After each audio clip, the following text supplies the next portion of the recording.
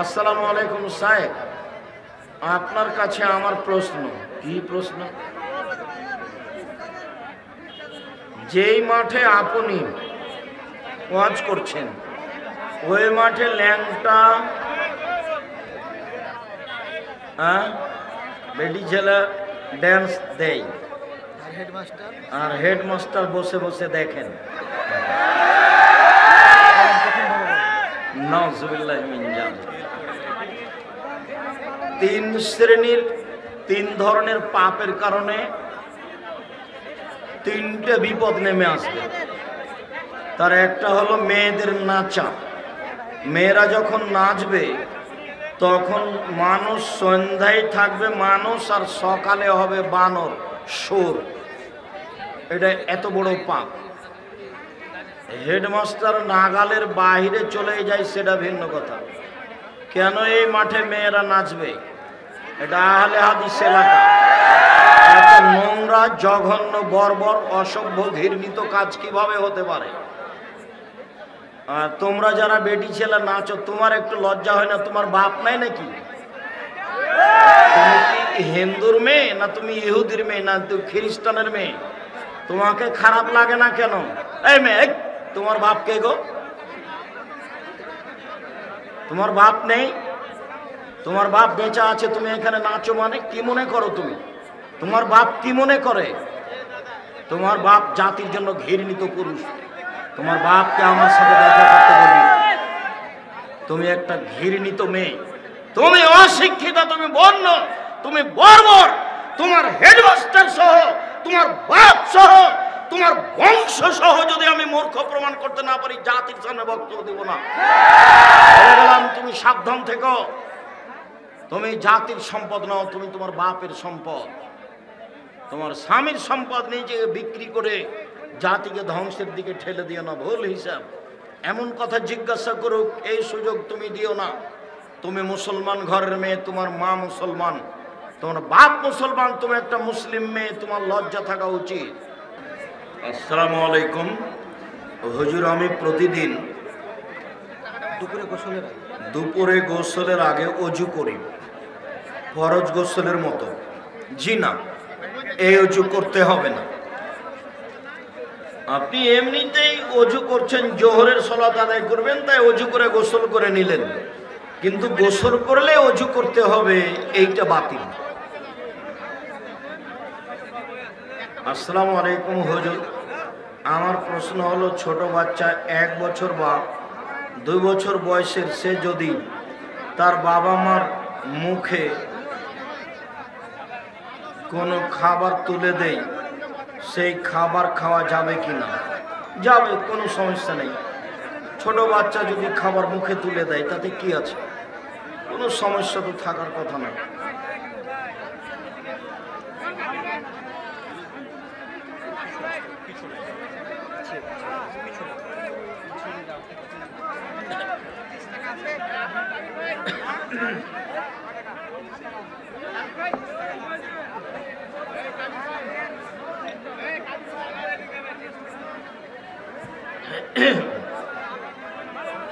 হুজুর,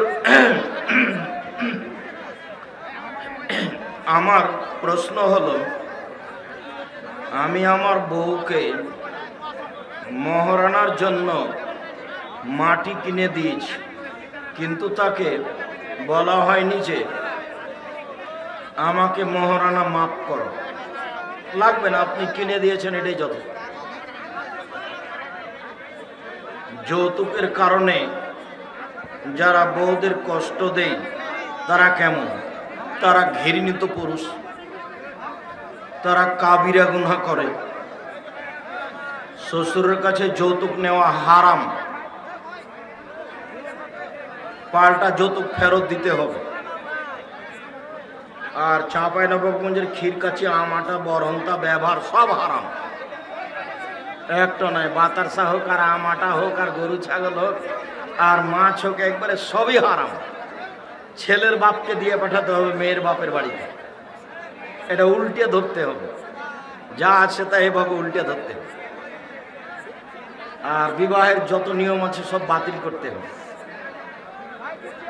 শ্বশুর বাড়ি থেকে যেরকম কিছু দিতে পারে না, সেই জন্য শাশুড়ি ননদ স্বামী সবাই মিলে খোঁচা দেয়। এটা তো নোংরামি, এটা বেহায়াই, এটা হলো চাঁপাইনবাবগঞ্জের বেহায়াই নীতি। ভাবিকে দিন রাত এই বেটি ছেলে আবার ওই ঠেলা খাবে শ্বশুর বাড়ি থেকে, এই ননদ আবার উল্টা ঠেলা খাবে। আর এই নীতি খারাপ। ভাবি এসেছে, ভাবি সব কিছু করবে, ননদেরা বসে থাকবে। জি না, ননদও ভাবির সাথে কাজ করলে ওই ননদ যার বাড়িতে যাবে তারও ননদ তার সাথে কাজ করবে। পবিত্র কোরআনে বলা হয়েছে কিয়ামতের সময় একদিন এই দুনিয়ার 1000 বছর। আবার অন্য সনে বলা হয় না, ওটা বুখারীর হাদিস, ওটা দাজ্জাল আসবে তখনকার বলা হয়েছে। আসসালামু আলাইকুম শাইখ, এই গ্রামের মহিলাদের পর্দার ব্যাপারে দয়া করে কঠোরভাবে বলুন। এখন তার বলতে পারছি না। পর্দা করে না যারা, তার স্বামীরা জাহান্নামে গেছে। স্বামীর কারণে এই মহিলা পর্দা করতে পারে না। স্বামী কঠোর হলে পর্দা করবে না, ওর বাপকে পর্দা করতে হবে। আর কখন আপনি নাকি বলেছেন যতদিন মায়ের দুধ হবে সন্তান ততদিন খাবে। যখন তখনই বলছি, এখনো বলছি, যতদিন মায়ের বুকে দুধ আছে ততদিন বাচ্চা দুধ খাবে। তা আমাদের যে মহিলা বৈঠকে বলেছে 2 বছর পরে খাওয়া যাবে না, ওটা ভুল হয়েছে। ওটা হলো দুধ মা প্রমাণের জন্য। কোনো বাচ্চা যদি 2 বছর বয়সের পরে কারো দুধ খায় তাহলে সেই মহিলা এর দুধ মা হবে না, এটা হলো বিধান। কিন্তু বাচ্চা মায়ের দুধ 2 বছর পরে খেতে পাবে না, এই কথা ঠিক নয়, মিথ্যা কথা। খাবে, এটাই ঠিক। আর আছে নাকি? সলাতে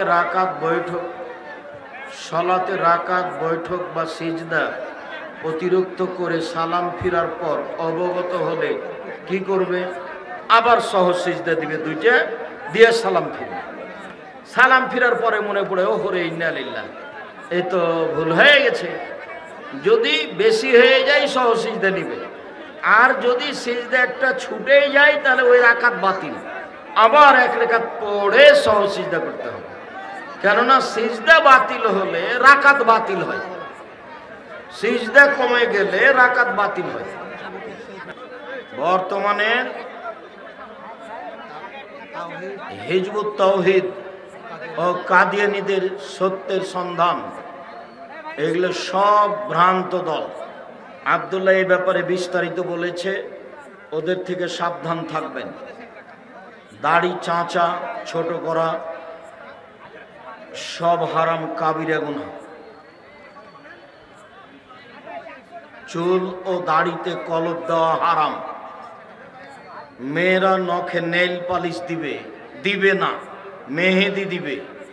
মেহেদি পায়ের নখও দিবে, হাতের নখও দিবে, দিতে বাধ্য। নেইল পালিশ দেওয়া হারাম, কাবিরা গুনাহ। ইহুদি খ্রিস্টানদের পতিতালয়ের মেয়েদের বৈশিষ্ট্য হচ্ছে নখে নেইল পালিশ দেওয়া। আর হিন্দুদের মেয়েদের কপালে টিপ দেওয়া পদ্ধতি। হিন্দু মেয়েকে বিবাহ করার 10টা পদ্ধতি আছে, তার একটা পদ্ধতির নাম রাক্ষসী বিবাহ।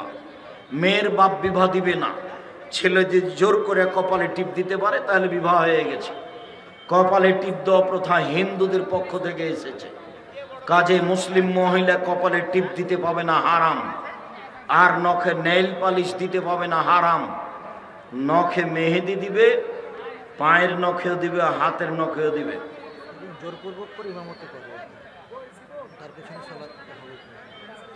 চুল দাড়ি ছাঁটে, দাড়ি ছোট করে, জোর করে ইমামতি করে, এইসব ইমামের সালাত কবুল হবে না, আপনাদের হবে। এই ইমামকে এখান থেকে সরাতে হবে। যতদিন আছে ততদিন আপনাদের নামাজ হবে, ওর নামাজ হবে না। জুমার ফরজ সালাতের দানের বিনিময়ে কবর জিয়ারত করা অথবা মোনাজাত করা সম্মিলিতভাবে, জি না, এটা বিদআত। দান করবেন আল্লাহকে সন্তুষ্ট করার জন্য, সম্মিলিত মোনাজাত বিদআত, একাই হাত তুলে দোয়া করার 32টা সহিহ হাদিস আছে, 24টা স্থান উল্লেখ আছে। আইনে রাসূল সাল্লাল্লাহু আলাইহি ওয়াসাল্লাম দোয়া অধ্যায় বই সিরিয়াল দেওয়া আছে, 24টা স্থান উল্লেখ করা আছে কোথায় কোথায় হাত তুলে দোয়া করতে হবে, আর 32টা সহিহ হাদিস দেওয়া আছে। আর কোন দোয়া কোথায় চলবে আর চলবে না তা বিস্তারিত দেওয়া আছে। আমি চাঁপাইনবাবগঞ্জের মানুষ হিসাবে শুধু মুখে কথা বলেই কাজ শেষ করিনি, কলমেও লিখেছি, মিডিয়াও জাতির কাছে দিয়ে যাচ্ছি, শিক্ষা প্রতিষ্ঠানও গড়েছি, সারা বাংলাদেশের প্রত্যেকটা বৃহত্তর জেলায় গড়ব ইনশাআল্লাহ, এই নিয়ত আছে। আমি খালি দোয়ার ভিখারি। আমার জন্মভূমির দিনী ভাই বোন সবাই দোয়া করবে, আল্লাহ তুমি জামিয়া সালাফে কবুল করো। আমার এইটুকু দাবি, অন্য কিছু নয়। কিভাবে হবে সেই চিন্তা করতে হবে না। এক মাসে 30 লক্ষ টাকা মাসে বেতন কিভাবে হয় সেটা আমিও জানি না, আমিও বুঝতে পারি না। যেটা রূপগঞ্জ নারায়ণগঞ্জের জমির পরিমাণ হলো 51 বিঘা, জামিয়ার জমির পরিমাণ কত? 51 বিঘা। মসজিদটা 6 বিঘা জমির ওপরে, তো সব জমি কিনা। 150 শতকের টাকা 1 শতকের দাম শুরু হয়েছিল, এখন 5 থেকে 7 থেকে 10 লক্ষে গেছে 1 শতক সমান। যাক হচ্ছে দেখছি, দোয়া করবেন বাস। কি গোরস্থানের বাইরে পারিবারিক কবর অথবা পারিবারিক গোরস্থানে জীবজন্তুর ও মানুষ চলাচলের বাধা সৃষ্টির লক্ষ্যে বাউন্ডারি ও ঘেরানো যাবে কি? পুরো কবরস্থানটা ঘেরা যাবে, ব্যক্তি হিসাবে ঘেরা যাবে না, এমনি পড়ে থাকবে। তাহলে বাঁশের চেগার বাঁশ ফাটিয়ে দিতে হবে, পাকা করা নিষেধ আছে। 2 দল 2 দিনে ঈদ উদযাপন করছে। সারা পৃথিবীতে একদিনে ঈদ হবে না, এটা বোকামি মূর্খ মানুষের কাজ। সারা পৃথিবীতে বিভিন্ন দিনে ঈদ হবে, এটাই ঠিক। সূর্যের উঠা এবং ডুবা বিভিন্ন, অতএব ঈদও হবে বিভিন্ন। হোক 3 দিনে হোক, তাতে কি আছে? কিন্তু একদিনে ঈদ হবে তারই দাবিতে সৌদি আরবের সাথে মিলে ঈদ করবে, এইটা হবে না। হুজুর আপনারা বলছেন যে জর্দা খাওয়া হারাম, তাহলে অনেক আলেম হুজুর জর্দা দিয়ে পান খায়, যে তাতে কি হলো? তার জন্য সেটা হারাম হালাল হবে তা নয়, ওটা হারাম খাদ্য। মসজিদের সামনে পারিবারিক কবর থাকাই মসজিদে কি সালাত আদায় করা যাবে? প্রাচীর দিয়ে ভিন্ন করতে হবে, অন্যথায় সালাত আদায় করা যাবে না। সালাত আদায় করে কিন্তু 1 লাখ টাকায় 1200 টাকা লাভ খাওয়া ছাড়তে পারে না। তার সালাত কবুল হবে না, তো সুদ খায়। আব্দুল্লাহর একটা কথা আজকে বলেছি কি না, টাকাকে নিজ গতিতে চলতে দিতে হবে। নিজ গতি মানে টাকা বিনিময় ছাড়া চলতে পারবে না। এই বইটা আপনি কিনেছেন, বিনিময়ে কি দিয়েছেন? টাকা। এটা হলো টাকার নিজ গতি, ওকে বিনিময়ে ব্যবহার করতে হবে।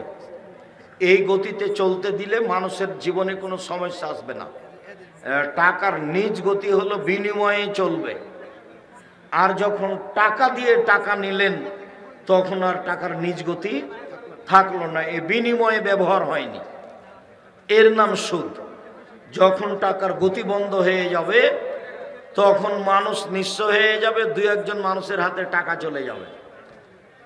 সবাই সুদের কারণে 2-1 মানুষের কাছে টাকা চলে যাবে, এমনকি পৃথিবীর 2-1টা বড় দেশে টাকা চলে যাবে, বাকি দেশগুলি দেউলিয়া হয়ে যাবে। কেন? ও টাকাকে তার নিজ গতিতে চলতে দেয়নি। এই টাকার অবস্থাকে জানতে আব্দুল্লাহ কিন্তু লন্ডন গেছে ব্যাংকিং ব্যবস্থাপনায় পড়াশোনা করে। এটাই তার খেয়াল যে ব্যাংক কি জিনিস। শুকরিয়া। মৃত ব্যক্তির নামে উমরা হজ হবে কি না? জি, মৃত ব্যক্তির নামে উমরা চলবে, হজ চলবে, সালাত চলবে না, সিয়াম চলবে না। মানত মেনে থাকলে অনজন করবে। আর দিও না হয়, যেহেতু সভাপতি সাহেব মনে হয় পছন্দ করছেন না, তো একটু কমিয়ে দেওয়াই ভালো। আপনারা সভাপতি সাহেবকে মূল্যায়ন করো তো, কিছু কমিয়ে দেন। আর উনি আমার খুব শ্রদ্ধেয় মানুষ। বহুদিন আগে তার ঈদের মাঠে আমি একদিন বক্তব্য দিয়েছিলাম ছাত্র জীবনে। সেদিন থেকে উনি খুব ভালোবাসেন, জাযাহুল্লাহ খায়।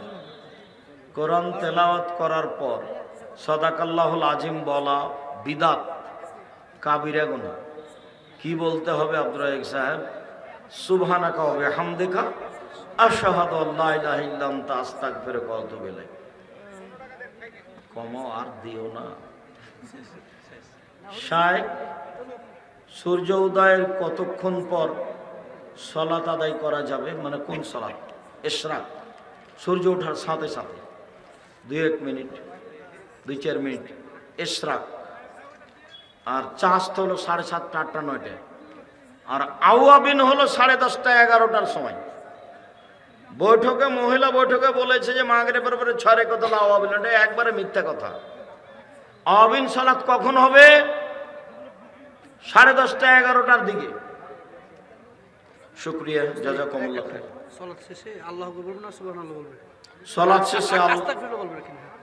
ফরজ সালাতের পর আল্লাহু আকবার বলে আসসালামু আলাইকুম ওয়া রাহমাতুল্লাহ, আসসালামু আলাইকুম ওয়া রাহমাতুল্লাহ, আস্তাগফিরুল্লাহ বলবে না আল্লাহু আকবার বলবে?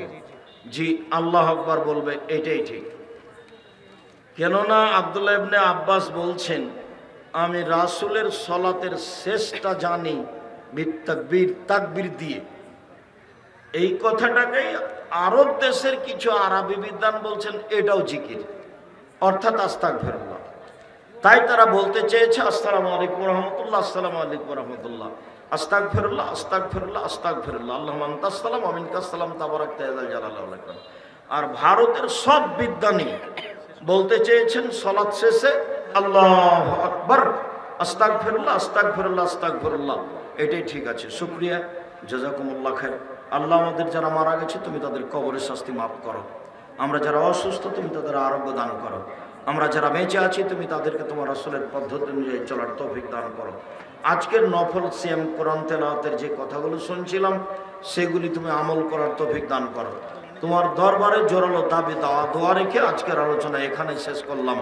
সুবহানাকাল্লাহুম্মা ওয়া বিহামদিকা আশহাদু আল্লা ইলাহা ইল্লা আনতা আস্তাগফিরুকা ওয়া আতুবু ইলাইক। আসসালামু আলাইকুম ওয়া রাহমাতুল্লাহ।